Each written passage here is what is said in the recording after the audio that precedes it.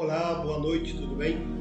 Aqui é o Dr. Adalto passando mais uma vez e para conversar um pouquinho com você a respeito da Bíblia Sagrada, nosso livro maior, a bússola que nos orienta para a vida, né? E me chamou a atenção aqui um texto do livro sagrado, escrito pelo profeta Daniel, no último capítulo do livro de Daniel, capítulo 12, que nos fala sobre o tempo do fim. E é um texto que nos inspira a vivermos uma vida melhor, uma vida mais sóbria, uma vida na presença de Deus. Vale a pena. É um dos poucos profetas que falaram com minúcias as suas profecias.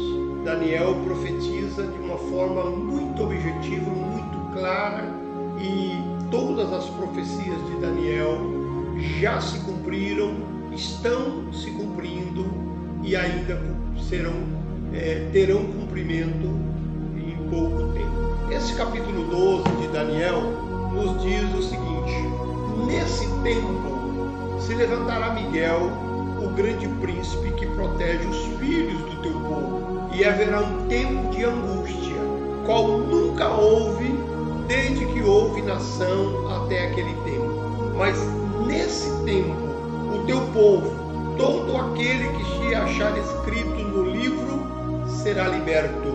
Muitos dos que dormem no pó da terra ressuscitarão, uns para a vida eterna e outros para a vergonha e desprezo eterno.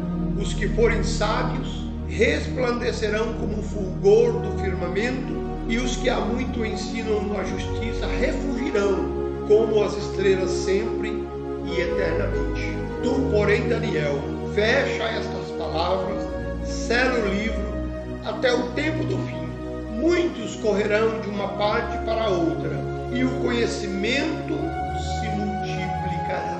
Querido amigo, querido irmão, irmã, você que ouviu essa palavra, o profeta Daniel, ele vaticina sobre o tempo do fim. Aí me vem à memória uma frase que aparecia nos filmes antigos, nas novelas antigas, que dizia o seguinte, que a aparência nada mais era que mera coincidência. Então, se nós olharmos para os acontecimentos dos dias atuais, vamos ver que não é mera coincidência, que é cumprimento da palavra de Deus, que é cumprimento da profecia de Deus, proferida por todos os profetas bíblicos, principalmente o profeta Daniel. Nós estamos vivendo agora, por exemplo, num momento muito apreensivo por conta da guerra que se instaurou lá na Europa, né? A guerra de Rússia contra Ucrânia e o envolvimento da OTAN, que na verdade representa a grande maioria dos países europeus e ocidentais do mundo. Então, só não houve ainda uma declaração dessa terceira guerra mundial, mas o que tudo indica, essa guerra vai se alastrar. Então hoje nós temos já instaurada uma guerra de nível mundial e temos também em curso um rumor de guerra, tudo concomitantemente, tudo no mesmo momento. E é um tempo de angústia, um tempo de tribulação. O profeta diz assim: haverá um tempo de angústia, qual nunca houve desde que houve nação até aquele tempo. Veja bem que o profeta está falando de um tempo que estava adiante do seu tempo. Ele estava falando de um problema mundial, de uma angústia mundial que ainda estava por vir. E nós estamos vivendo isso hoje. Nós estamos vivendo uma apreensão muito grande. Eu estava vendo uma reportagem que um míssil lançado pela Rússia conseguiu matar autoridades da OTAN que estavam alojados num bunker a 100 metros de profundidade na terra. Então veja bem o tamanho do poderio bélico dessas nações. O versículo 14 diz assim, na última parte do versículo diz assim: e o conhecimento se multiplicará. Em outra tradução diz que a ciência se multiplicará. É o que nós estamos vivendo hoje. Hoje nós estamos vivendo um momento de uma tecnologia que nós não imaginávamos que um dia poderia existir. Eu acompanho todos os noticiários do mundo, eu vejo, eu observo a política, eu observo a cultura, eu observo a ciência, eu observo a tecnologia, robôs humanoides que falam, que têm expressão igual ao do ser humano, que já estão atuando em fase de teste, obviamente, mas que já estão aí. A tecnologia da internet super avançada, a inteligência artificial ganhou um patamar que nunca se imaginou que poderia chegar. Tudo isso em cumprimento da palavra de Deus. Por exemplo, falando ainda da ciência, da tecnologia, uma empresa de tecnologia bioética de Israel, eles conseguem produzir qualquer parte do corpo de um animal, de uma vaca, por exemplo, de um boi, qualquer parte do corpo do animal em laboratório. Isso não é ficção, isso é realidade. Daqui a alguns anos, se tudo for sem nenhum impedimento político, daqui a alguns anos não vai haver mais pecuarista criando bois, não haverá mais grandes fazendas invernadas de pastos para alimentar bois. Por quê? Porque não precisará mais criar um boi lá no campo, porque a peça do boi, o coxão mole, o coxão duro, o alcatra, o músculo, o osso do boi, hoje já pode ser criado em laboratório. O que eu estou dizendo são notícias que eu recebo diariamente por uma revista diretamente de Israel.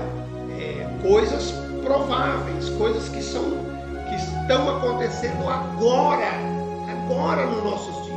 Então a ciência está de uma forma fenomenal. A guerra está aí.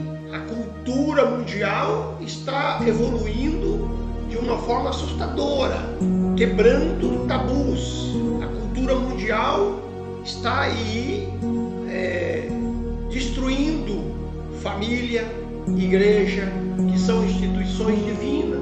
Hoje o mundo apoia o homossexualismo. Hoje um animal tem mais valor do que um ser humano.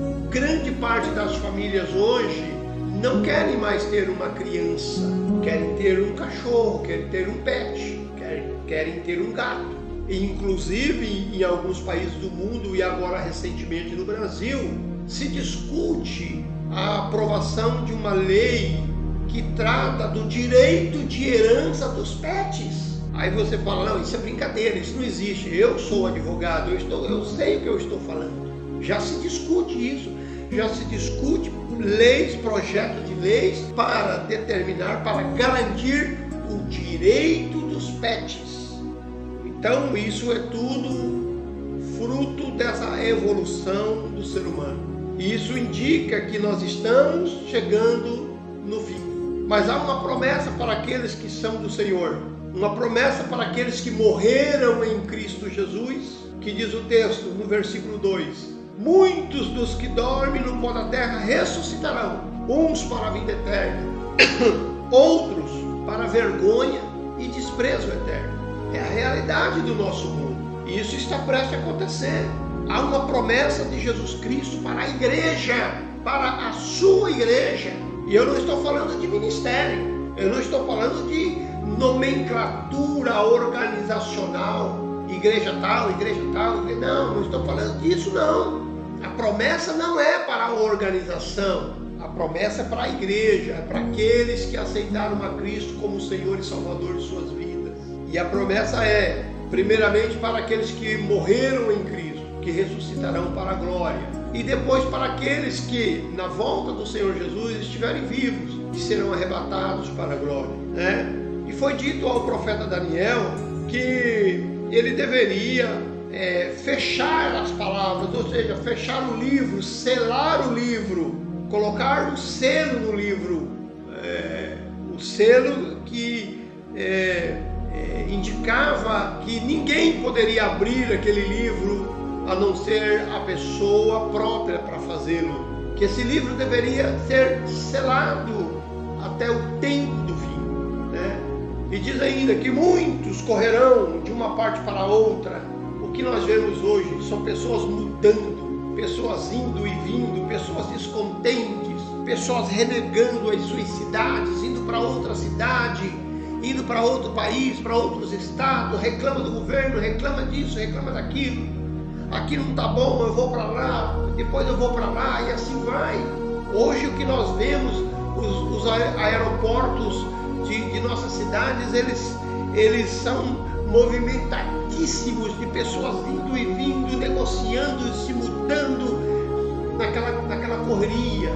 Não tem mais tempo para a família, não tem mais tempo para o amigo.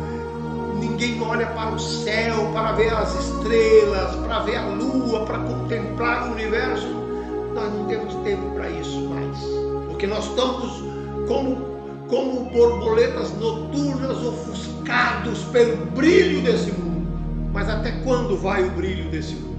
Até quando vai o brilho desse mundo? Nós não podemos ser ofuscados pelo brilho desse mundo. Nós não somos borboletas noturnas que é atraído pela luz. Jesus disse que nós somos a luz do mundo. Então é preciso nós compreendermos isso. Meu irmão, minha irmã, meu amigo, minha amiga, em Cristo Jesus. Precisamos nos atentar para isso. Essa é uma realidade. Jesus está voltando. Jesus está às portas.